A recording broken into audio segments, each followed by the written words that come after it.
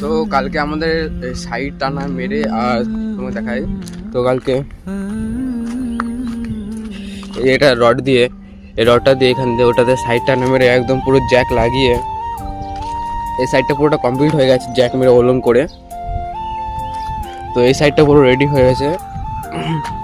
আর কালকে আমরা করেছি তোমার বিমের ওপরে যাই, তারপরে দেখাই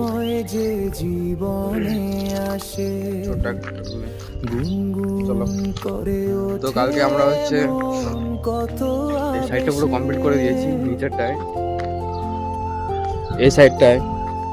তো এই ওপর হচ্ছে রানার মেরে টানা এই যে টানা এই যে তার দিয়ে বাঁধা আছে, আর নিচে হচ্ছে টাই রড মেরে 20-এর ভার্টিক্যাল বেঁধে দিয়েছি।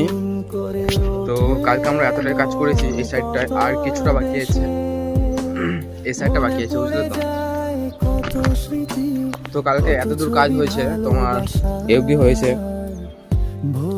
এই সাইডটা বাকি আছে। আর হচ্ছে 2-3 দিনের মধ্যে এই সাইডটা পুরো রেডি হয়ে যাবে। তো তারপরে ঢালাইটা চালু হবে এই সাইডে।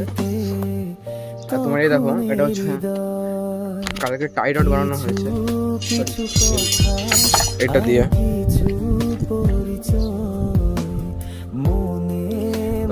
তোমার এই হিলটা করা আছে 700 করে কাটা হয়েছে, তোমার হিলটা আছে 200 করে, এটা বেশি আছে।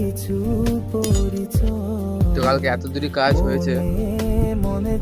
তো এখন সাইডে আসলাম একটু, আর একটা কাজ কালকে তোমার এই সাইডগুলো দেখো, যতটা তোমার হচ্ছে নিচেটা ঢুকে গেছে। হ্যাঁ, এই সাইডে একটা করে তোমার 50 করে কাভার ব্লক দেওয়া হবে, এটাতে একটা কাভার ব্লক দেওয়া হবে, তারপর এটা পুরো ফিক্সড হয়ে যাবে।